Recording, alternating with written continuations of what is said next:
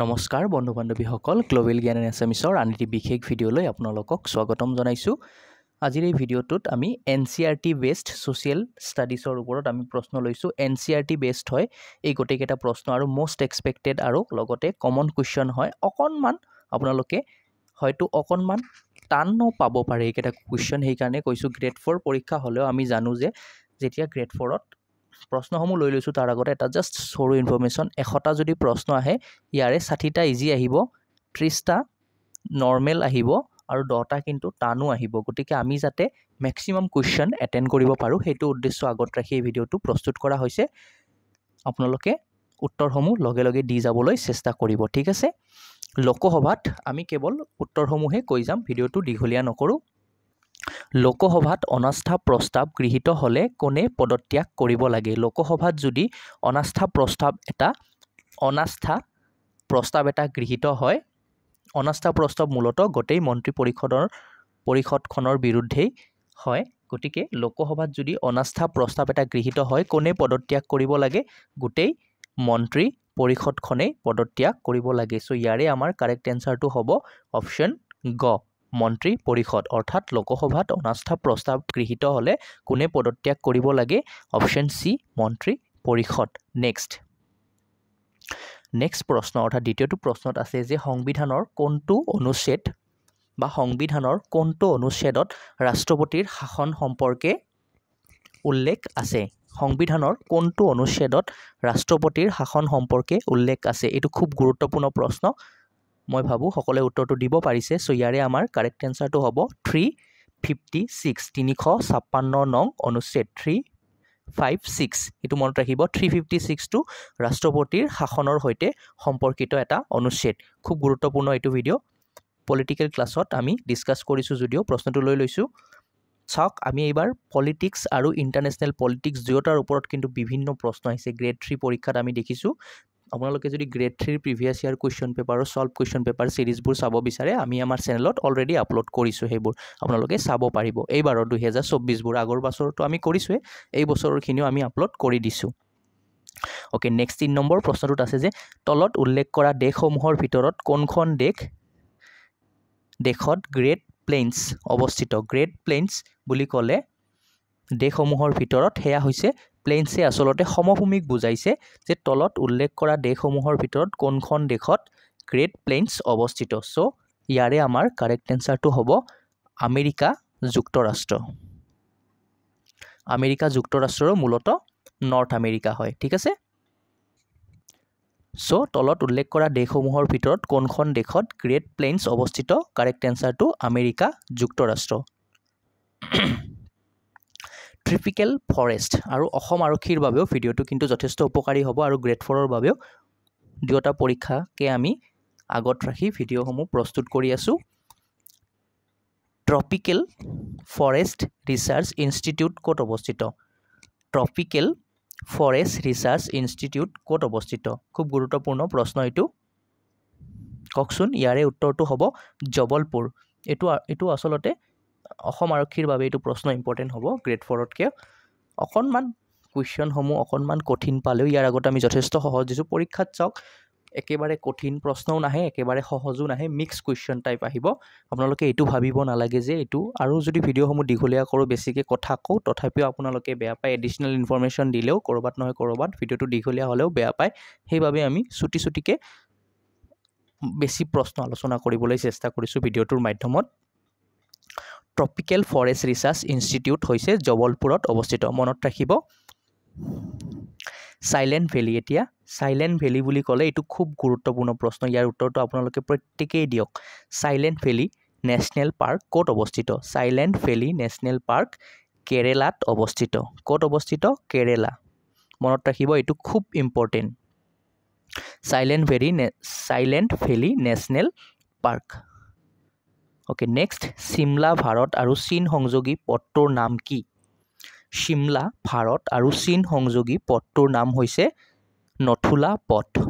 এইটোও খুব গুৰুত্বপূৰ্ণ প্ৰশ্ন।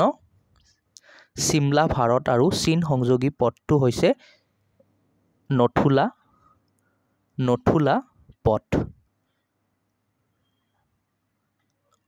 নাথুলা পথ হয়। ওকে এক্সকিউজ মি হয় সো কাৰেক্ট এনসাৰটো আমি পাই গলো নাথুলা পথ সিমলা ভাৰত আৰু চীন সংযোগী পথটোৰ নাম হৈছে আমাৰ নাথুলা পথ নেক্সট কুৱেশ্যন যে হিমালয়ৰ আটাইতকৈ দক্ষিণ দিশত সাউদাৰ্ণ মোষ্ট বুলি সুধিছে আটাইতকৈ দক্ষিণ দিশত তাৰ মানে সাউথ ফালৰ মানে সাউদাৰ্ণ মোষ্ট বুলি সুধিছে আটাইতকৈ দক্ষিণ দিশে থকা শৃংগটোৰ নাম আমাক সুধিছে গতিকে হিমালয়ৰ আটাইতকৈ দক্ষিণ দিশে থকা শৃংগটোৰ নাম হৈছে শিৱালিক নামটোতো মনত থাকিব সকলোৰে শিৱালিক মহাদেৱৰ নাম মনত থাকিলে শিৱৰ নামেৰে শিৱালিক শৃংগ ওকে হিমালয়ৰ আটাইতকৈ দক্ষিণ শৃংগটোৰ নাম হৈছে বা দক্ষিণ দিশত থকা শৃংগটোৰ নাম হৈছে শিৱালিক শৃংগ আৰু হিমালয়ত মহাদেৱ থাকে গতিকে তেনেকৈ আমি মনত ৰাখিব পাৰিম খুব কষ্টকৰ নহ'ব বাৰু মনত ৰখাটো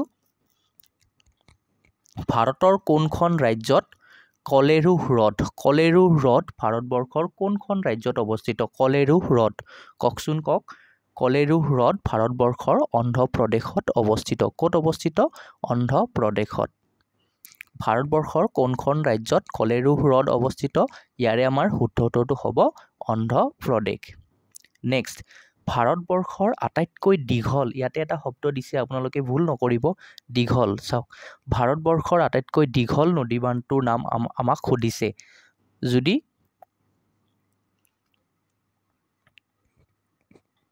আচ্ছা এতিয়া দীঘল কোনটো নদীবান্ধ কওকচোন কওক হীৰাকুণ্ড ঠিক আছে ভাৰতবৰ্ষৰ আটাইতকৈ দীঘল নদীবান্ধটো হৈছে হীৰাকুণ্ড নদীবান্ধ ইয়াৰে যিটো লেন্থ সেই লেন্থটো কিমান জানেনে 25.79 কিলোমিটাৰ ওকে 25.79 কিলোমিটাৰ আৰু ইয়াৰে যিটো হাইট হয় সেইটো 61 মিটাৰ ওকে আৰু যদি তলেষ্টটো সোধে তেতিয়া হ'ব তেহেৰি ডেম অৰ্থাৎ তেহেৰি বান্ধ তলেষ্টৰ কথা যদি সোধে তেতিয়া হ'ব তেহেৰি হ'ব কিন্তু আটাইতকৈ দীঘলটোৱে আমাক সুধিছে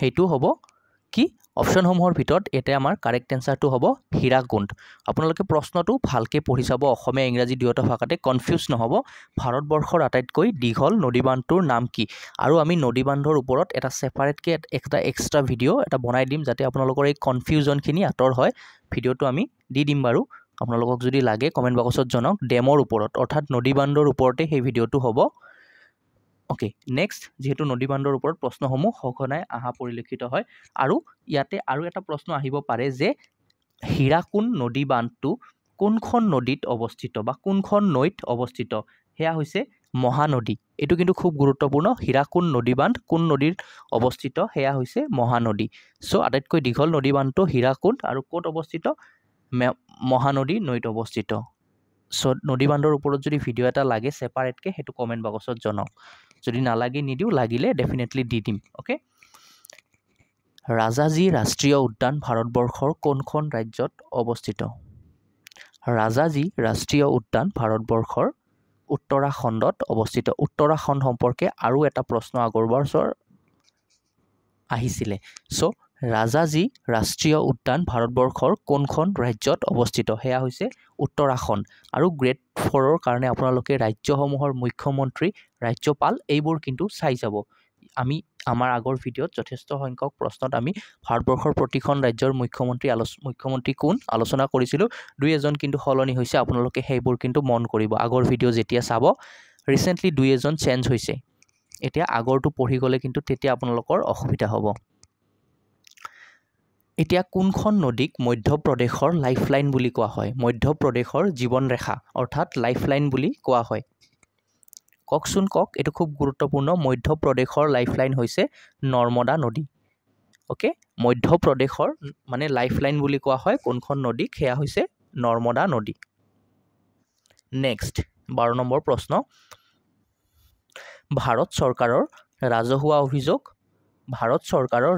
অভিযোগ পেঞ্চন পাৰমাণৱিক শক্তি আদি বিভাগ কোনে চোৱা চিতা কৰে এই বিভাগবোৰ কোনে চোৱা চিতা কৰে ৰাজহুৱা অভিযোগ পেঞ্চন পাৰমাণৱিক শক্তি এই বিভাগবোৰ দেশৰ ৰাষ্ট্ৰপতিয়ে চোৱা চিতা কৰে গতিকে ইয়াৰে আমাৰ উত্তৰটো হ'ব ৰাষ্ট্ৰপতি ঠিক আছে নেক্সট 13 নম্বৰ প্ৰশ্ন এইটো খুব গুৰুত্বপূৰ্ণ প্ৰশ্ন ইয়াৰ উত্তৰটো মই ভাবো প্ৰতিজন ভিউৱাৰ্ছে প্ৰতিজন দৰ্শকে শিক্ষাৰ্থীসকলে দিব পাৰিব আমাৰ কওকচোন কক সিন্ধু সভ্যতাত বা সিন্ধু সভ্যতাৰ লোকসকলে কি ধাতুৰ ব্যৱহাৰ জনা নাছিল চাওক এইটো ভিডিঅ'ত আমি কেৱল এমচিকিউ ডিসকাস কৰিছোঁ আপোনালোকক বহলাই আমি আগৰ ভিডিঅ'সমূহত আমি খুব দীঘলকে টপিক ওয়াইজ আলোচনা কৰিছিলোঁ যেহেতু আমি টপিকসমূহ ইতিমধ্যে আলোচনা কৰিলোঁ সেইবাবে কেৱল এমচিকিউ আলোচনা কৰিছোঁ যদি আপোনালোকক টপিক ওয়াইজ আলোচনা লাগে আমি টপিক ওয়াইজ আলোচনা দিম আপোনালোকে টপিক ওয়াইজ আলোচনাৰ বাবে আগৰ ভিডিঅ'সমূহ চাব পাৰিব ঠিক আছে প্লেলিষ্ট আমি এটা বনাই দিছোঁ ডেসক্ৰিপচনত এটাই প্লেলিষ্ট পাব তাত আপোনালোকক এডিআৰিৰ বাবে দি দিয়া হ'ব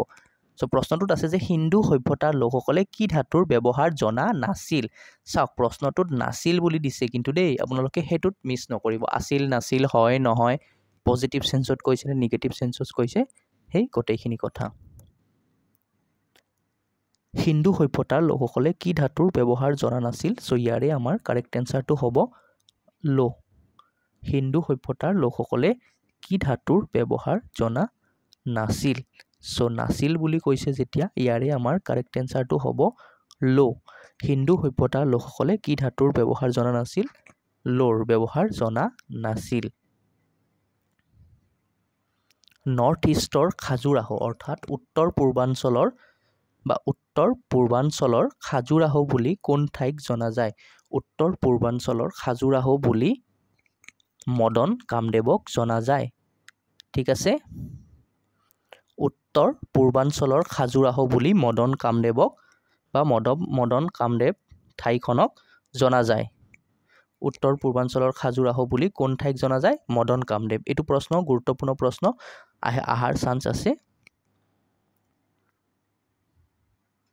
এতিয়া আপোনালোকে নামটো বাৰু শুনিছেনে নাই নাজানো যিসকলে শুনিছে কওকচোন কক ডাম্পা বাঘ সংৰক্ষিত অঞ্চল ভাৰতবৰ্ষৰ কোন ৰাজ্যত অৱস্থিত এই প্ৰশ্নসমূহ কিন্তু আমি বিভিন্ন পৰীক্ষাৰ প্ৰিভিয়াস ইয়াৰ কোৱেশ্চন পেপাৰৰ পৰাই কালেক্ট কৰিছো একেবাৰে কমন প্ৰশ্ন নহয় বুলি আপোনালোকে এটা প্ৰশ্নকো উল্লেখ কৰিব নোৱাৰে কাৰণ আমি ম্যাক্সিমাম কোৱেশ্চন প্ৰিভিয়াস ইয়াৰৰ পৰাই একেদিন দি আছো সো আপোনালোকে উত্তৰসমূহ দি যাওক ডাম্পা বাঘ সংৰক্ষিত অঞ্চল ভাৰতবৰ্ষৰ কোন ৰাজ্যত অৱস্থিত কৰ্ণাটক মধ্যপ্ৰদেশ মিজোৰাম নে মণিপুৰ যেহেতু আমাৰ গটেকেইখন চুবুৰীয়া ৰাজ্য প্ৰশ্নটো ইম্পৰ্টেন্ট আমাৰ বাবে সেইভাবে আপোনালোকে উত্তৰটো দিয়ক ডাম্পা বাঘ সংৰক্ষিত অঞ্চল ভাৰতবৰ্ষৰ কোন ৰাজ্যত অৱস্থিত আৰু উত্তৰটো আমি কৈয়ে দিলো আমাৰ চুবুৰীয়া ৰাজ্যই হয় দুখন চুবুৰীয়া ৰাজ্য ইয়াত উল্লেখ আছে প্ৰথম দুখন বাৰু বাদ দিলো বাকি দুখনৰ পৰাই হ'ব উত্তৰটো কিন্তু আপোনালোকে উত্তৰটো নিদিও আপোনালোকে কমেন্ট বক্সত দিয়ক আৰু প্ৰতিজনে উত্তৰটো দিয়ক আৰু যিসকলে শুদ্ধ উত্তৰ দিব আমি কমেন্টত লাইক দি দিম বা কমেন্টত এটা হাৰ্ট দি দিম যাতে বাকি সকলে শুদ্ধ উত্তৰটো কি জানিব পাৰে ডাম্পা